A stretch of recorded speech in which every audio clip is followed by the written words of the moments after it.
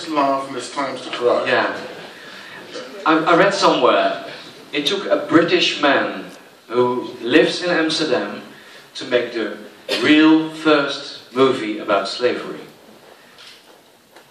What do you think about that? Is it true? That's a question. Okay. It's a question, yeah. Okay. Well, no, I don't see it like that at all. I am, I'm from the diaspora of slavery, as such. My parents were born in the West Indies. My mother is from Trinidad. My father is from Grenada. They came to Britain in the very early 60s. So the situation within the West Indies, within Africa, within Europe, within America, and the Americas, it's about the diaspora of slavery. It's not about me being British or not. It has a huge history. I mean, within the West Indies, of course, you could think about Marcus Garvey, who's from Jamaica, had a huge influence in America. Malcolm X's mother was born in Grenada. Stokely Carmichael coined the phrase Black Power. Yeah, okay. Yes, thank you. Black Power was born in Trinidad. So it's about the whole idea of diaspora slavery, nothing to do with nationality. They meant apparently there was no one in the United States who was able to make a movie like this one about slavery in the United States before there was you. Well, that's not true. I think people have attempted to, absolutely, but it's one of those situations where it's difficult to get the money. For me, it was, I wouldn't say it was difficult, but I had Brad Pitt. That makes a huge difference. You can imagine.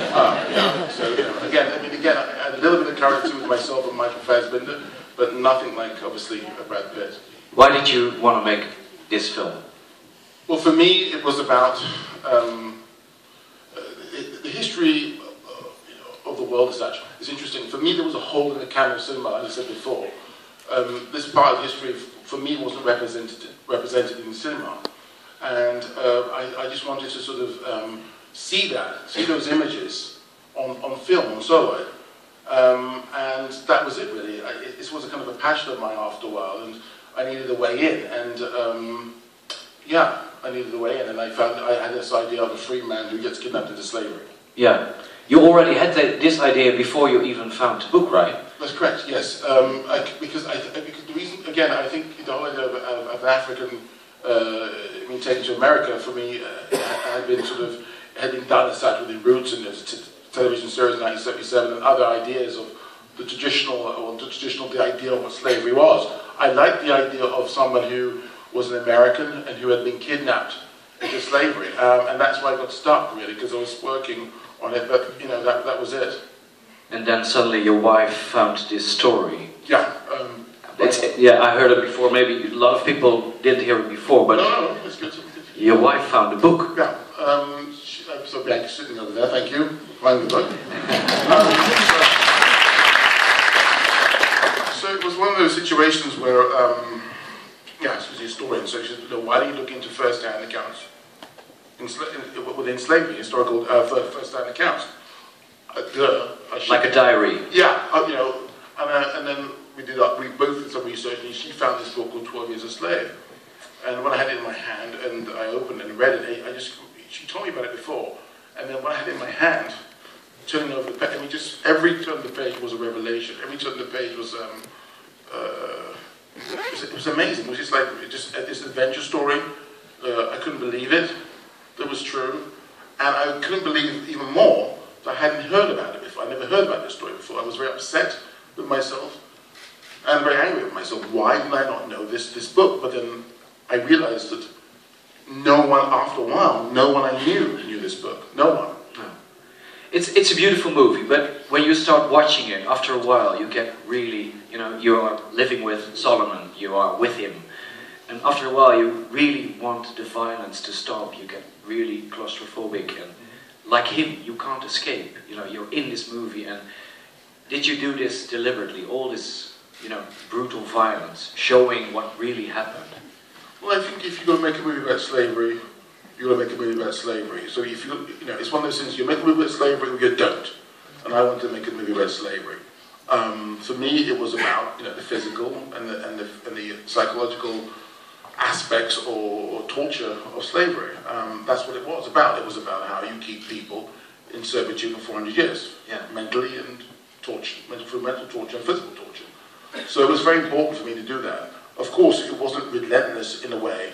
You know, one had to pace the violence in order to sort of it to be palatable. I mean, there's no way I could have translated the book, and hopefully you guys that buy or read the book. It's just been translated straight translated into Dutch now. You'll see that it's been sort of streamlined a bit, or how I like to put it is just I just sort of how can I say, I sort of try to sort of introduce it in a way. The crescendo, of course, in the movie is Patsy being beaten. That's a horrific scene. That's a crescendo, but you're led to that. You're brought to that moment. Yeah. But it's no more violent than what you see on a Saturday night in Amsterdam. Well, but the way you portray your characters, you really are. You are them. You are Solomon. That's great. That's cinema. That's wonderful. Yeah. I mean, you identify yourself as Solomon. That's what I wanted to happen. Yeah. That each individual here is Solomon Northup. What he sees for the first time, you see for the first time, and that tactic is it's Solomon's tactic, and I thought it would translate beautifully into film. I mean, absolutely. I mean, to be fair, the book was the script already. I mean, to have an idea of wanting to do a movie about a free man who gets kidnapped and having this book, it was. So I think sometimes you want something so bad you become a magnet. I think that's what happened in this case. Solomon sort of brought himself to my attention. You already won some wonderful prizes with this movie, and now you are nominated for an Oscar. You might be the first black director who wins an Oscar, I've been told. That's something big in the States. This movie says something about you being the first director to win this. Well, first of many, first director, first producer. I mean, again, I think first president of the United States. Well, or anywhere. But it doesn't. It's of no. It's really of no interest to me. I'll be honest, frankly. Of course. But I say of course, but for a lot of people it is, and I think for me, I don't mean it in a disregarding way. It's just that it's a situation where there are obviously discrimination when it comes to things in the film world, and that has to be changed, of course. And hopefully, possibly I could be an example for that. Great. But now, next question, really. I've been told that you are a modest guy. You don't want to be recognized when you're on the street, but now you're getting a little more well known in the Netherlands, specifically. You might have the chance that people will recognize you on the street. Or is it not true? You like to be recognized. Is that a film question? Someone told me, and I think, if you are going to win this Oscar next week, you're going to be famous in the Netherlands at least, but famous in the whole world. I mean, that's going to be a change in your life. Or don't you even see it like that? Just me projecting all kinds of stuff, and it's not true. Okay, well, then I'll go to the next question. Okay, I'm curious. Are you already working on a new project? Actually, my new project is being with the family. I'll be honest with you, because I was away for off and on for 2.5 years, and it takes a toll, obviously, on the family and the children and whatnot. And trying to sort of just to stay at home for well, our projects in brewing, but it's a case of sort of it takes a lot. I think also to recover, because I've been working non-stop on this project for around 2.5 years, and I finished Shane. I went straight onto this one, so I think I've been working non-stop for 7 years now, so I think I need retrospective in that time as well, and two locations, so I think I just need to sort of have a little break. Little break. What's the first thing you're going to do after the Oscars with your family? Do you plan a holiday or? I think so. Yeah. Well, that sounds good. Okay, I want to give an opportunity to the audience to ask you some questions. There are 2 mics, left and right. Please raise your hand if you have a question for Mr. Mcqueen, if you dare. That's scary. Yeah, well. There's a question over here. Could you please come down?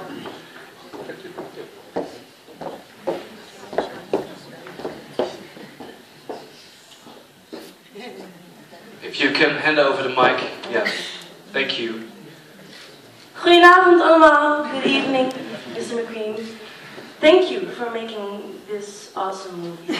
I don't know if awesome is the correct word, but for now, let's just leave it at that.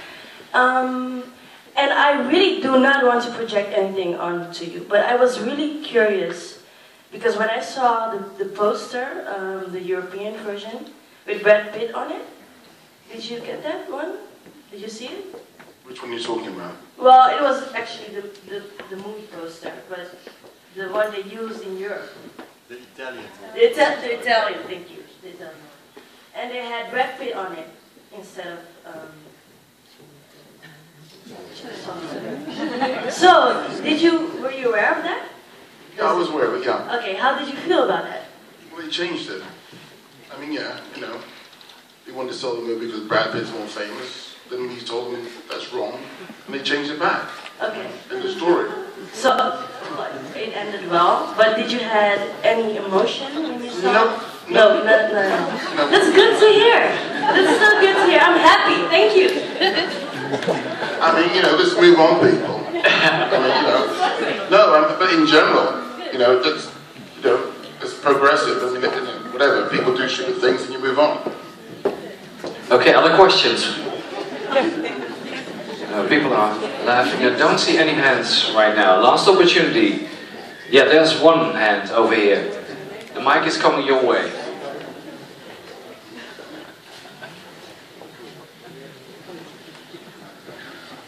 Give me a movie question, please. How much it costs, how many days, how many cameras, what's Brad Pitt like? How much it costs, how many days, how many cameras, what's his name? The Africanness of the plantation. It was very nice to see that. I haven't seen that in a film or this kind of film before. Did you put a lot of thought into that?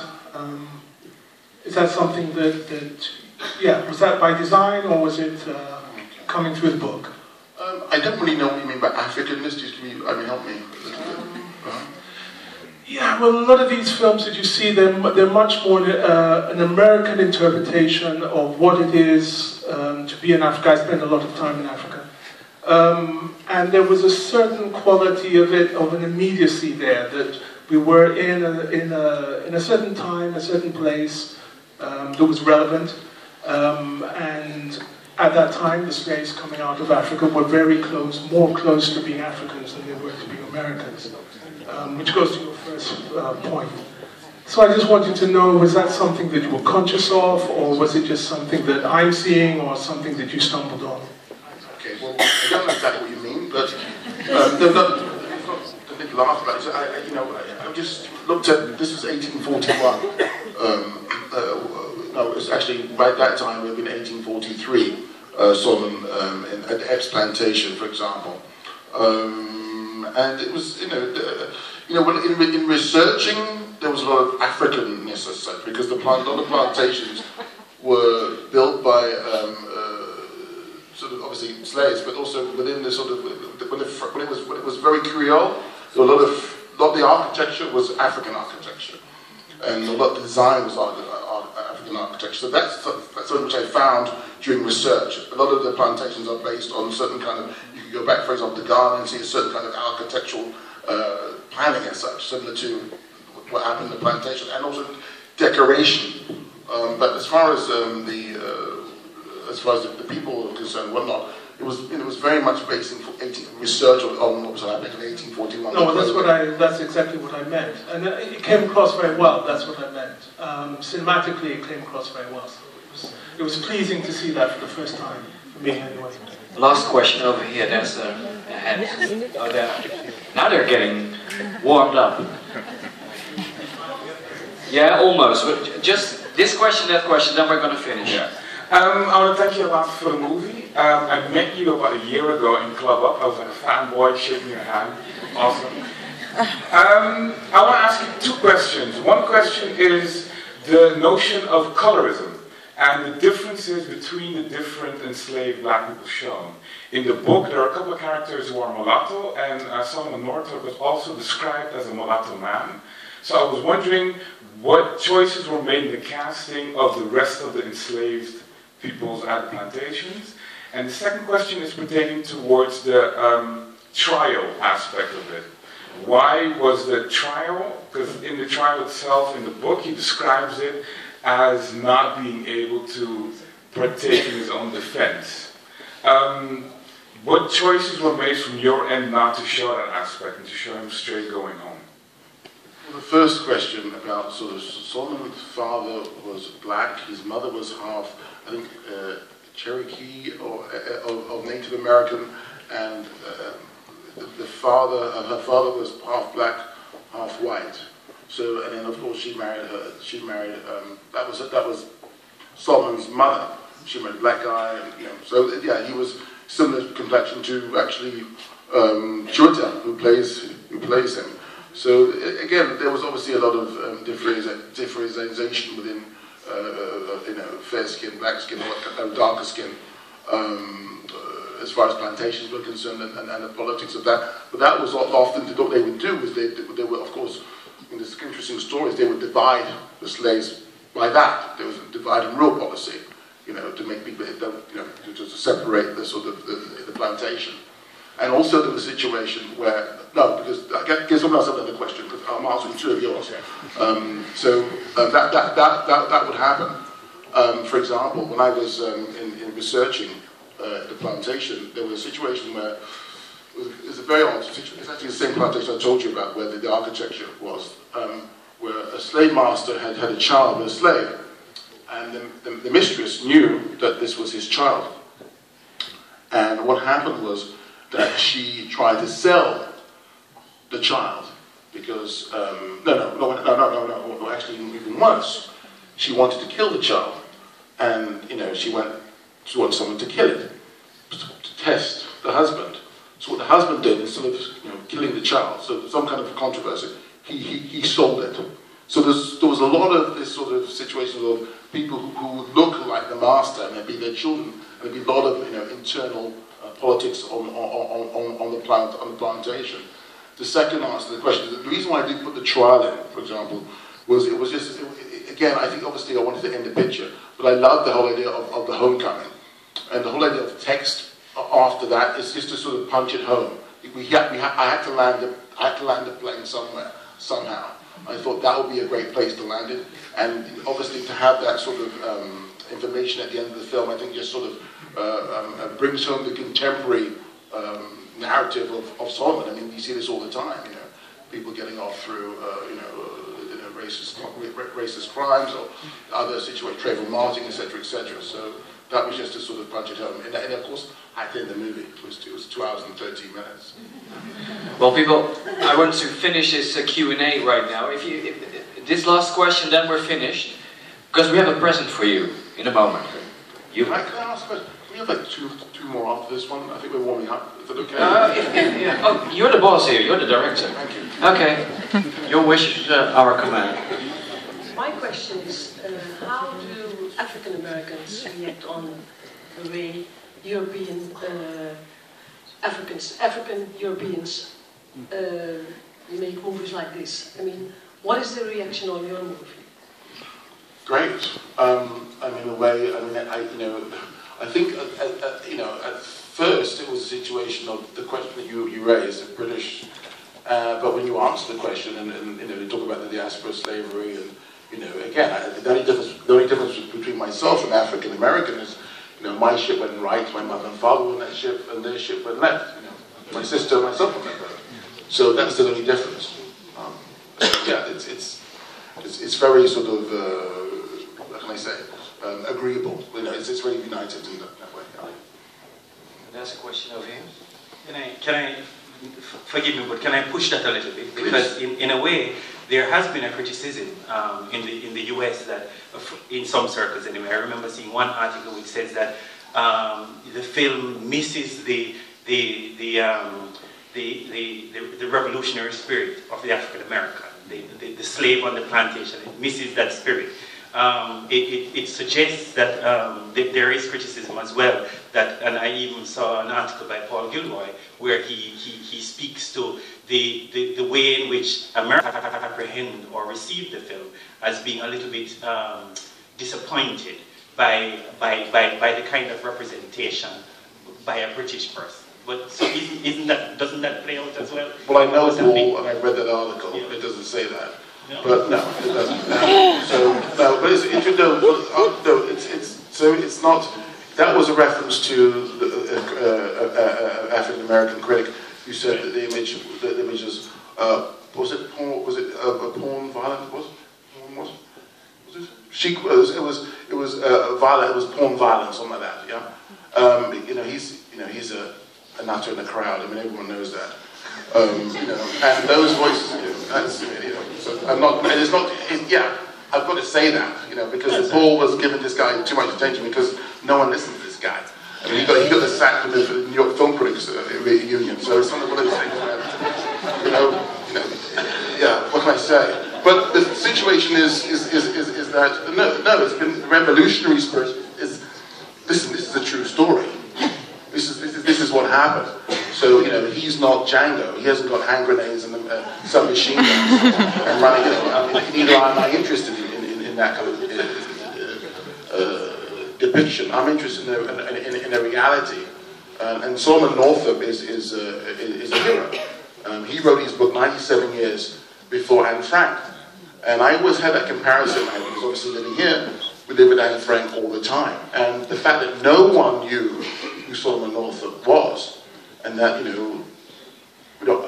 we helped as filmmakers to bring him to the fore, to bring to people's consciousness, is for me the achievement of the film. So everyone knows who Solomon Northup is. That's important. Can I just ask a quick question about Epps? That character. As I saw the film, I wondered about him as a kind of pathological figure. There's a way in which he's an angry figure, and his anger and violence comes out on the bodies of the enslaved. In a way, it seemed to me that it makes that violence something exceptional within the context of the film itself, rather than a kind of normalcy, the normalcy of slave violence. So there's an exceptionality to his pathological violence. Would you agree with that? Yeah, and I will say that because he's in love with Patsy. I have a lot of sympathy for Epps. But of course, Patsy's in love with him. He doesn't understand, why am I in love with a slave? But he doesn't understand love. We can't choose love. Love chooses us. And, he's jealous of when Patsy goes to Shaw's house, because he knows he's married to Miss Shaw, a former black slave. So, in order to sort of try to destroy his love for her, he tries to do that through destroying her. He's conflicted. He's a human being. I mean, yes, people say, oh, Epps is a monster, he's horrible, but actually he's one of us. He's a human being. But he can't understand why he's in love with this girl called Patsy. And and that's why Michael Fassbender, for example, is just a great actor. He can actually breathe humanity into someone like Epps, who is not just, it's easy to write him off as, oh, he's disgusting, oh, he's one of us, he's a human being. And I'm as much Epps as I am Solomon, for sure. It's not that black and white, Okay. I told you, we have a present for you. Yeah, this guy, please. Okay, there's one. Okay, this is the last one, because you really want to have this present.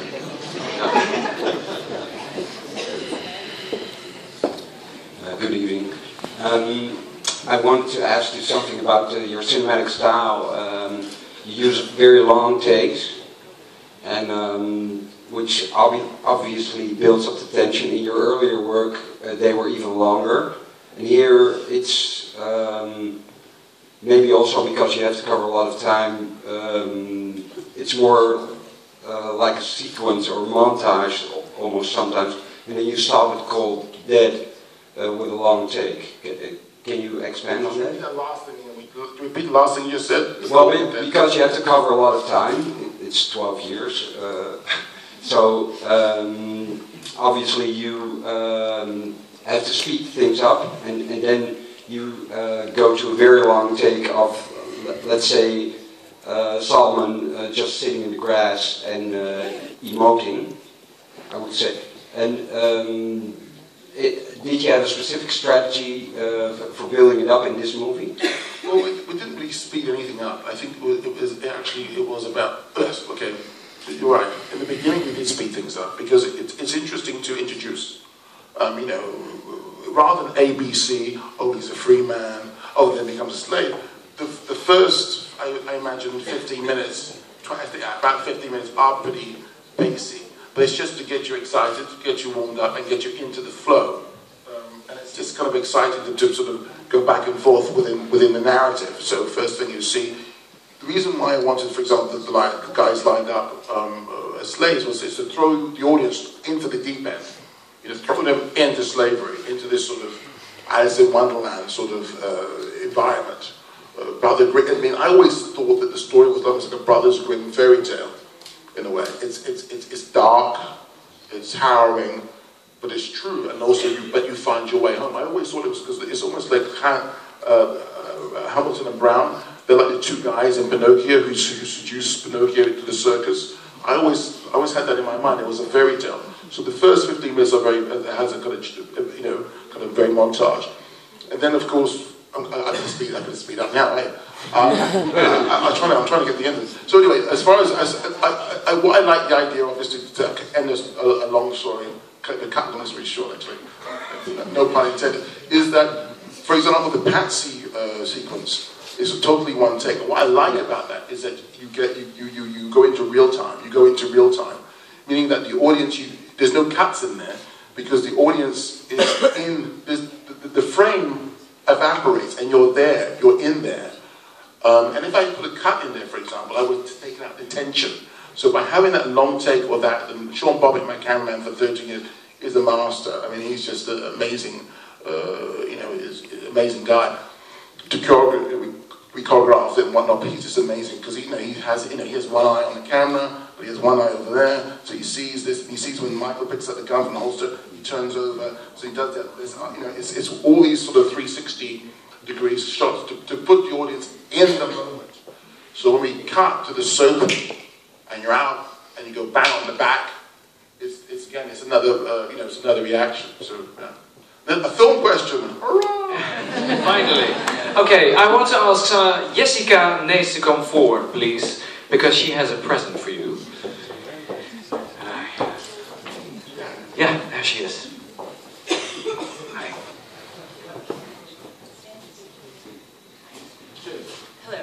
Mr. McQueen, I'm Jessica Nash from Atlas Contact, Dutch publishing house, and it's an honor and my pleasure also to be able to give you tonight the very first copy of the Dutch translation, 12Years, the translation of 12 Years a Slave. And I'm saying very first copy because it really is a lot of times with these first copy business, it's actually copy number 34, it's out with journalism, it's in the stores, but this is the first one that rolled from the press this afternoon, the ink has just dried. And I'm very, as I said, honored to be able to give this to you on behalf of Atlas Contact. As a gesture of thanks. Thank you very much.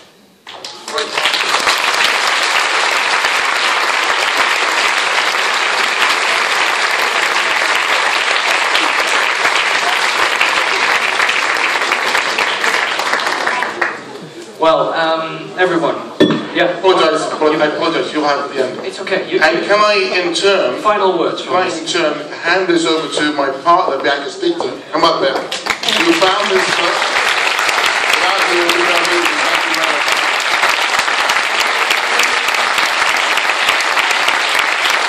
Mr. Steve Mcqueen, ladies and gentlemen. Thank you very much for the welcome. Namens de independent film en het Rijkmuseum mag ik uitnodigen om een drankje te gaan drinken. Dank u wel.